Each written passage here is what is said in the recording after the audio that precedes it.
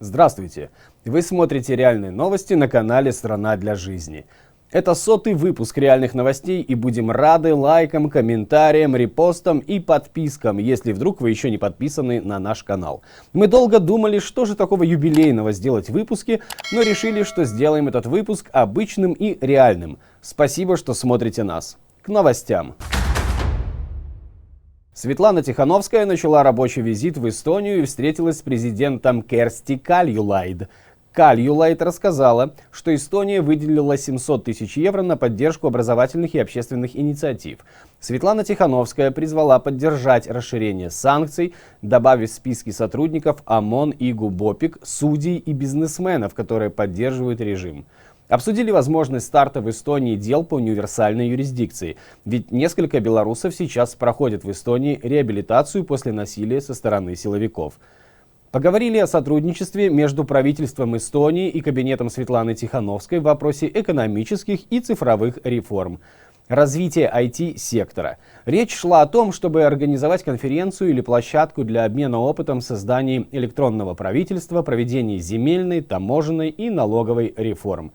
Сегодня, в пятницу, Светлана Тихановская провела встречу с премьер-министром Эстонии Юри Ратасом и онлайн-звонок с министром иностранных дел Урмасом Рейнсалу.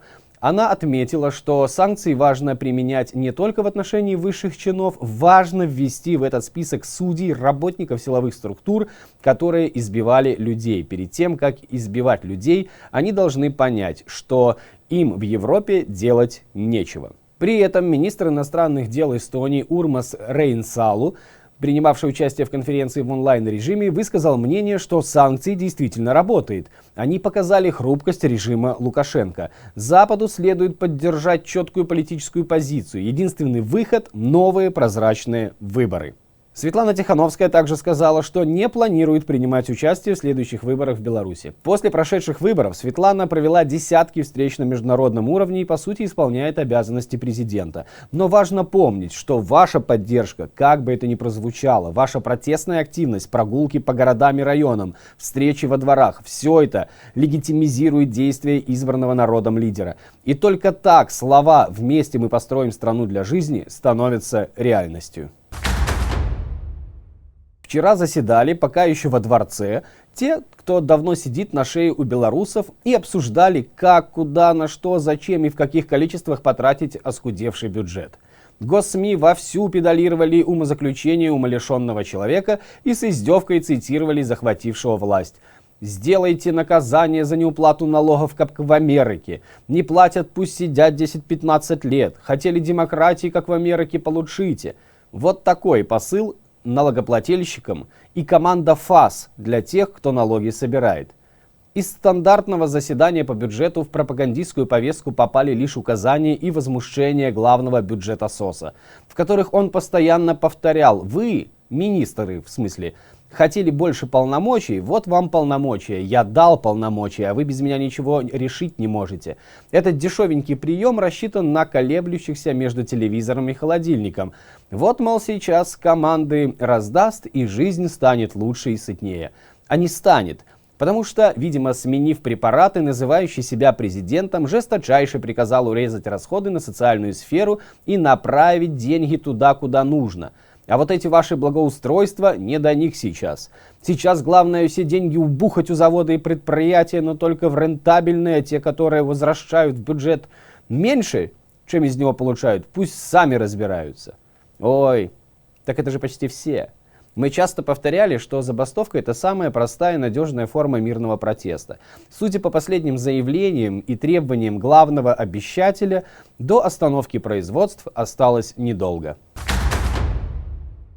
Сегодня на поклон во Дворец независимости от реальности прибыл смотрящий по Могилевской области председатель Могилевского областного исполнительного комитета Леонид Заяц и получил конкретное указание сделать так, чтобы регион вышел на нормальный уровень и не плелся в хвосте.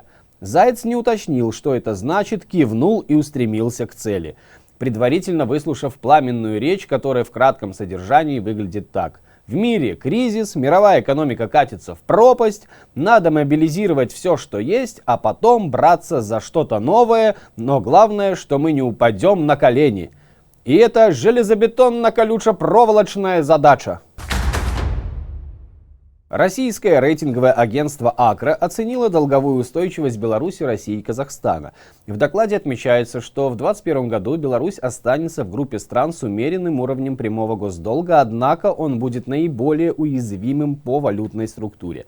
Наша страна, по оценке агентства, вступила в кризис с умеренным долгом, в структуре которого преобладал нерыночный и валютный долг. На начало 2020 года госдолг страны на 90% был валютным и увеличил уязвимость к изменению курсов валют. Именно ослабление рубля называется основным драйвером роста госдолга. В структуре госдолга Беларуси преобладает нерыночный долг. Он составляет 66% на конец 2019 года и был представлен межгосударственными кредитами и кредитами от международных организаций. Учитывая санкции и невозможность получать новые кредиты из-за западной границы, на рефинансирование старых кредитов и погружение в новые можно рассчитывать только на восточного соседа, который без удовольствия, но будет давать в долг, чтобы потребовать вернуть. Может быть, даже территориями. Коммунальщики Беларуси заняты тем, что уродуют стены, замазывая на них муралы, срезают ленточки и срывают флаги. Вот, например, кадры сегодняшней спецоперации коммунальщиков по срезанию ленточек с деревьев на улице Козлова в столице.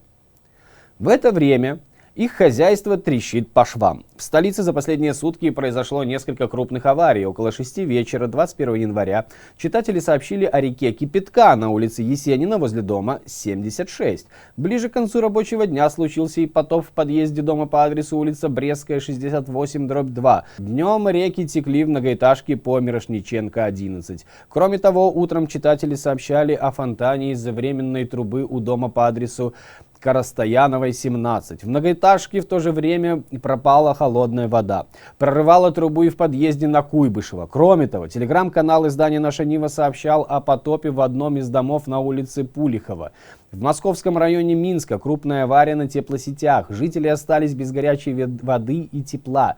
Занятия в школах отменили. Причиной аварии, в результате которой жители 3 микрорайонов остались без отопления и горячей воды, стала трещина в компенсирующем устройстве, сообщил главный инженер минских теплосетей. Стоило бы добавить, что трещина есть еще и в бюджете, и в голове у того, кто его тратит на свои нужды и нужды своего шпица. Вернуть тепло в дома планируют к 4 часам 22 января, то есть на момент выхода нашего выпуска уже все должно были отремонтировать. Если вы проживаете в московском районе Минска, оставьте комментарий под видео, есть ли у вас горячая вода и отопление. Не только в Минске коммунальщики занимаются не тем делом. Заглянули мы в Оршанскую газету и узнали, что авария произошла и в Орше вчера, 21 января. Утром 22 числа восстановили воду и отопление. Но самое прекрасное, как эту новость дали в газете. Для устранения аварии было привлечено 10 наиболее опытных специалистов высокой квалификации из числа работников РТС-филиала, 3 единицы автотранспортной техники. Работы проводились под руководством председателя Оршанского райисполкома Исаченко И.В. и директора филиала Оршанская ТЭЦ Михайловского В.В. Ой... При устранении аварии необходимую помощь оказали работники Оршанского ГРОЧС. Вот работники и лучшие специалисты без имен.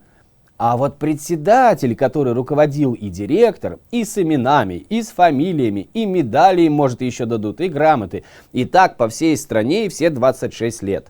Пашешь в дерьме по уши днями и ночами, а молодец чиновник, назначенный не на свое место. Грустно. А чтобы стало веселее, мы приглашаем вас оставлять в комментариях свои жалобы, претензии, негодования и рассказывать нам и тем, кто смотрит реальные новости, о том, как выглядит реальность и те, кто ею руководит.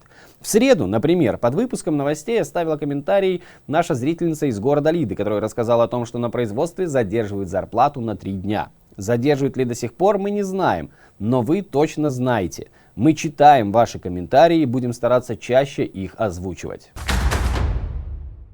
Сегодня был оглашен приговор по делу Софии Малашевич и Тихона Клюкевича, которые участвовали в акции протеста в сентябре у Дворца Независимости. Суд постановил отправить в колонию 18-летних обвиняемых. Софию на 2 года, Тихона на 1,5. 2 года колонии за оскорбление морального калеки, который оскорбляет белорусский народ и уничтожает его. И в довесок за то, что написала на счетах ОМОНа в мягкой форме то, что им говорят в лицо. К 3 месяцам ареста приговорили почтальона, которая передала телеграм-каналу адреса 35 сотрудников МВД. Лариса Танкашкур нашла эти данные в картотеке подписчиков издания МВД «На страже». Think about it. 60-летний житель Минска Александр Губейко получил 2 года лишения свободы в колонии общего режима по статье 364 УК. Суд признал его виновным в сопротивлении сотруднику милиции, сообщает «Весна-96». Также Губейко должен выплатить потерпевшему 2500 рублей компенсации. Борисовчанок Ирину Комиссарову и Юлию Фомченкову судили за акции, в которых они не участвовали. В их дома пришли сотрудники карательных органов, нашли флаги и решили, что раз есть флаг, можно и статью повесить. Обвинили в участии в несанкционированном мероприятии. Суд отказал в ходатайстве проверить по геолокации, где находился телефон в это время, проверить камеры видеонаблюдения. В ходатайстве суд отказал, а вот обвинителя удовлетворил как мог. Мужчина, разбивший в Минске стекло в милицейском автомобиле, получил 1,5 года лишения свободы. Все эти приговоры выглядят еще более абсурдными на фоне летней истории за 5 августа. В тот день в милицию поступило сообщение о том, что бабушку бьет сожитель. Позвонил ребенок.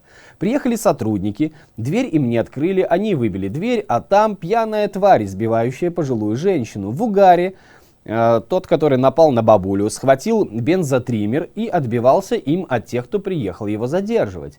Порезал руку МВДшнику, работающей частью газонокосилки. И по итогу за все совершенное получил, как вы думаете, срок, штраф, расстрел, подписка о невыезде и надлежащем поведении.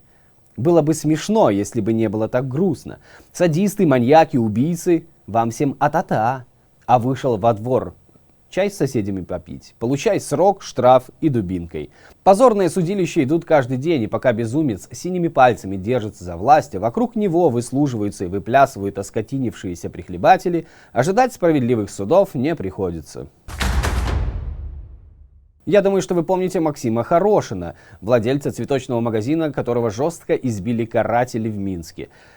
Так как в Беларуси все преступления сходят им с рук, то заявление Хорошина стало первым, расследование которого проходит в рамках универсальной юрисдикции в Литве.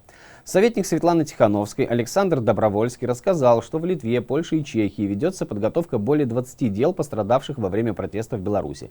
По его словам, все, кто стал жертвой насилия, могут подать документы в литовскую полицию, и дела будут расследоваться. Сейчас в Литве и других странах много белорусов, которым пришлось покинуть родину после пыток и преследования, и у них есть возможность добиться правосудия. В центре Минска у Дома правительства на площади Независимости 35-летний мужчина совершил самоподжог. На момент выхода этого видео известно, что мужчина находится в больнице без сознания с ожогами 50% тела. Друзья, мы обращаемся к вам, берегите себя. Важен каждый, нужен каждый. Заканчивать нужно какой-нибудь хорошей новостью или позитивной информацией. Так вот, сегодня вечером в 21:00 по Минску на канале «Страна для жизни» будет стрим. Мы приглашаем вас поучаствовать в онлайн-квизе MadHead. Это не только интеллектуально-развлекательный стрим, но и возможность пообщаться с ведущими в комментариях, проверить свои знания и познания о Беларуси, а также выиграть отличные призы от наших друзей Сым Бальбай и инициативы Годно, а также от наших подписчиков. На сегодня все. До встречи.